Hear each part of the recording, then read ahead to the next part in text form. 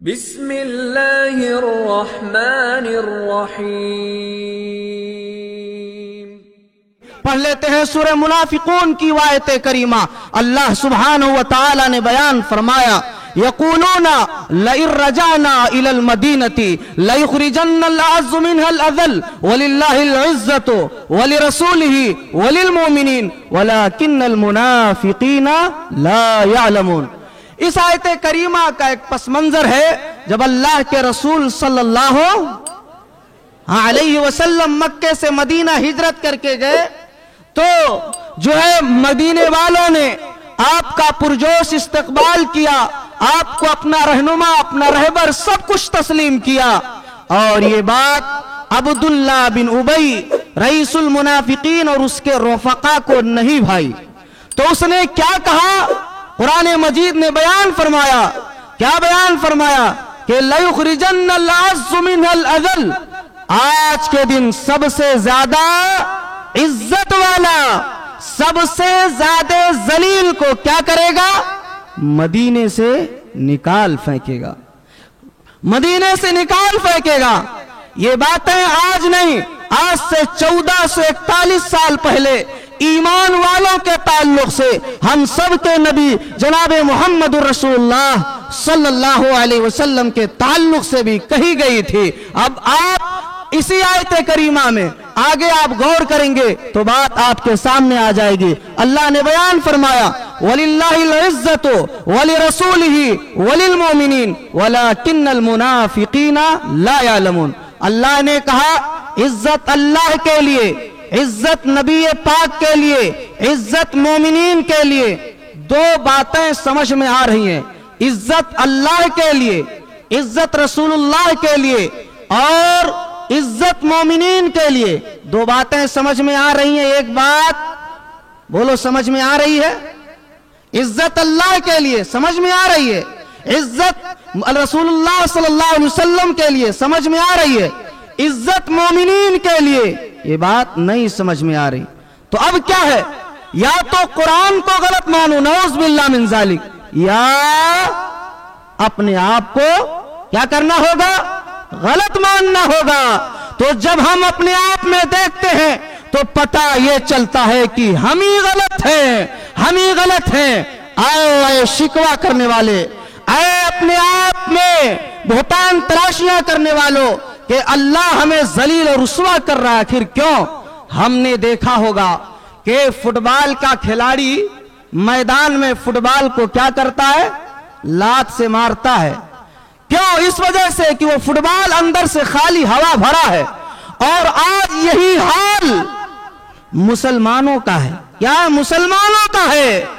میں یہ کہنا چاہتا ہوں کہ اگر فٹ بال جو لوہے کا بنا لیا جائے، فٹ بال کسی اور کٹھور چیز کی بنا لی جائے تو دیکھیں کون اتنا بہادر ہے جو اپنے پیروں سے اسے مار سکتا ہے۔ یہی معاملہ ہے، اگر مسلمان ایمان و عمل والا ہو جائے تو دنیا کی کوئی طاقت اسے بولو مار سکتی ہے؟ نہیں مار سکتی ہے۔ اب ہمارے ہاں شکوہ یہ ہے، ہماری شکایت یہ ہے کہ ہم قلیل تعداد میں ہیں، اسی لیے مارے جا رہے ہیں، اسی لیے ستائے جا رہے ہیں، اسی لیے ظلم و زور ہو رہا ہے۔ میں یہ پوچھنا چاہتا ہوں کہ مسلمانوں کب ہم اکثریت میں تھے؟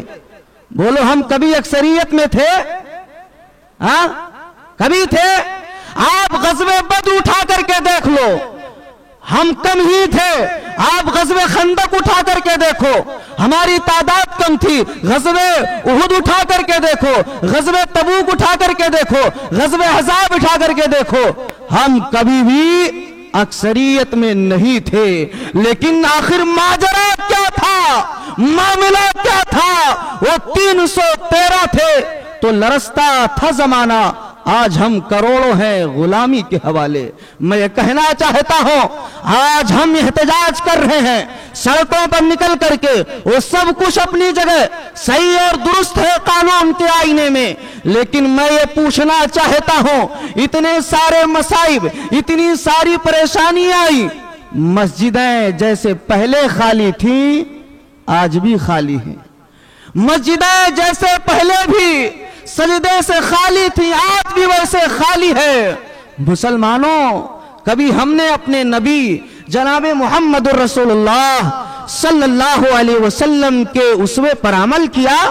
ٹھیک ہے، آپ صلی اللہ علیہ وآلہ وسلم کے طریقے کو اگر ہم دیکھیں گے تو جہاں پیارے نبی صلی اللہ علیہ وسلم نے غزوات کو لڑا تھا، جنگ کو لڑا تھا، وہیں لڑنے سے پہلے پیارے رسول صلی اللہ علیہ وسلم نے جو کام کیا تھا وہ کام کون سا تھا؟ کوئی بتا سکتا ہے کون سا کام تھا؟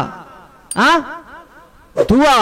ہاں، آپ مطالعہ کرو گے، اب آپ یہ کہہ رہو غزوہ بدر کا منظر دیکھیے، 313 ہے، کفار ہزاروں کے لشکر ہزاروں کی تعداد میں ہے، اور معاملہ یہ ہے رہنے کو گھر نہیں ہے، کھانے کو کھانا میسر نہیں ہے، پہننے کو ہم جیسا کپڑا صحیح طور سے میسر نہیں ہے، لیکن محمد الرسول اللہ صلی اللہ علیہ وآلہ وسلم نے دیکھا یہ ہم 313 ہیں، نہتے ہیں، ہزاروں کا لشکر ہے۔ پیارے نبی صلی اللہ علیہ وسلم روایتوں کے الفاظ میں یہ ملتے ہیں کہ اللہ کے رسول خیمے میں الہا وزاری کر رہے ہیں، اور بعض روایتوں کے اندر یہ ملتا ہے کہ اللہ کے رسول صلی اللہ علیہ وآلہ وسلم کھڑے ہو کر کے قبلہ رخی دعا کر رہے ہیں، اللہم انجز لی ما وعدتنی، اللہم آتی ما وعدتنی، اللہم ان تہلک هذه الإصابة من أهل الإسلام لا تعبد في الأرض۔ اللہ میری بات فرما، اے اللہ تو نے جو مجھ سے وعدہ کیا ہے، اے اللہ اپنے وعدے کو پورا فرما، اے اللہ رب العالمین سن لے، اگر آج تیری مدد نہیں آئی لا تعبد في الأرض، آج کے بعد اس روئے زمین پر کوئی تیری عبادت کرنے والا نہیں ملے گا۔ صحابہ کرام میں سے حضرت ابو بکر یا عمر فاروق رضی اللہ تعالیٰ عنہ نے پیارے نبی صلی اللہ علیہ وسلم کی اس کیفیت کو دیکھا، دیکھنے کے بعد اللہ کے رسول کے آنسو جو آپ کے داڑھی مبارک آنسو سے تر ہے، آپ کے کندھے سے چادر گر گئی ہے، اور صحابی رسول آپ کے کندھے مبارک پر چادر اٹھا کر کے رکھ دیتے ہیں، اور پھر آپ کے جسم اطہر سے چمٹ جاتے ہیں اور کہتے ہیں محمد الرسول اللہ صلی اللہ علیہ وآلہ وسلم، اللہ آپ کو اللہ آپ اتنا پریشان کیوں ہے؟ اللہ آپ کی دعاؤں کو کیا ہے رائے گا نہیں کرے گا۔ اتنا کہنا تھا، یہ دعائیں کرنی تھی کہ سورہ انفال کی آیت کریمہ کا نزول ہوا، استستغیثون ربکم فاستجاب لکم انی ممدکم بألف من الملائکۃ مردفین، کہ 1000 فرشتوں کے ذریعے اللہ رب العالمین نے کیا کیا؟ مسلمانوں کی مدد فرمائی، اللہ رب العالمین نے فتح و نصرت عطا فرمائی۔ اگر ہم اپنے آپ میں یہ جذبہ پیدا کر لیں تو اللہ رب العالمین اس مسئلے کو کیا کرے گا؟ اللہ حل فرمائے گا۔ آج دیکھیے، ہم کو چاہیے یہ تھا کہ ہم دعائیں کرتے، ہم کو چاہیے یہ تھا کہ ہم قنوت نازلہ کا اہتمام کرتے، یہ سب ہونے کے باوجود بھی ہمارے حالات جیسے پہلے تھے آج اس سے بھی بدتر ہوتے چلے جا رہے ہیں۔ آئیے غم نہ کیجئے، آج آپ کو ڈرایا جا رہا ہے، دھمکایا جا رہا ہے کہ آپ کو آپ کے ساتھ ایسا کیا جائے گا، ویسا کیا جائے گا۔ ایمان اگر مضبوط ہو تو پھر کوئی ڈر نہیں، کوئی خوف نہیں۔ کیوں؟ غزوہ احد میں مسلمانوں کو بڑی شکست ہوئی تھی، بڑا جانی نقصان ہوا تھا، چنانچہ کہا گیا ان مسلمانوں سے، ان ایمان والوں سے کہ دوبارہ تمہارے اوپر کفر حملہ آور ہونے والا ہے۔ چنانچہ اللہ تبارک و تعالیٰ نے ان کے تعلق سے بیان فرمایا کہ انہوں نے جو لفظ بیان کیا قرآن نے وہ نقل فرمایا، الذین قال لهم الناس ان الناس قد جمعوا لكم فاخشوهم فزادهم ایمانا وقالوا حسبنا اللہ ونعم الوکیل، کہ اللہ ہمارا کارساز ہے، ہم کسی سے ڈرنے والے نہیں، اللہ سے ڈرنے والے۔ تو جب ایک مسلمان کا عقیدہ یہ ہو جائے، ایک مسلمان کو اللہ پر بھروسہ ہو جائے، تو پھر کیا کہنا، کوئی ڈر کوئی خوف نہیں۔ تو اللہ تبارک و تعالی ہمیں آزما رہا ہے، اللہ رب العالمین ہمیں بیدار کر رہا ہے، لیکن ہم سو رہے ہیں۔ یہی وجہ ہے کہ اللہ رب العالمین نے ہماری تسلی کے لیے، ہماری تشفی کے لیے بہت بڑی اور بہت پیاری آیت کریمہ کا نزول اللہ نے کیا۔ وَلَا تَهِنُوا وَلَا تَحْزَنُوا وَأَنْتُمُ الْأَعْلَوْنَ إِن كُنتُم مُؤْمِنِينَ۔ اللہ رب العالمین غزوہ احد میں مسلمانوں کو بہت بڑا نقصان ہوا، اللہ نے تسلی کے لیے، تشفی کے لیے آیت کریمہ نازل فرمائی، اے میرے بندو تم غم نہ کرنا، تم خوف نہ کھانا۔ کیا اللہ رب العالمین نے صرف ایک چیز کا مطالبہ کیا، وَأَنْتُمُ الْأَعْلَوْنَ إِن كُنتُم مُؤْمِنِينَ۔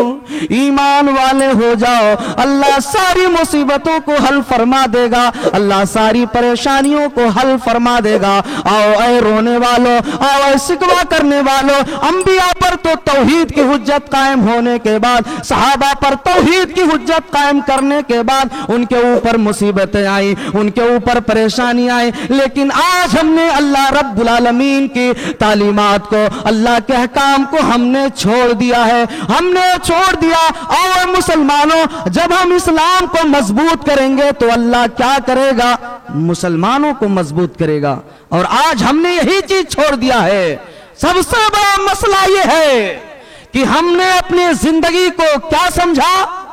کھاؤ، بنگلہ بناؤ، ہاں، اور تجارت کرو، یہی زندگی کا مقصد ہے؟ بولو یہی زندگی کا مقصد ہے؟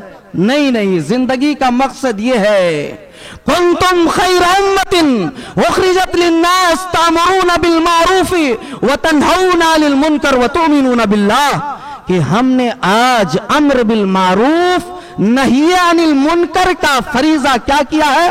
ہم نے چھوڑ دیا۔ کیا کیا؟ ہم نے چھوڑ دیا ہے۔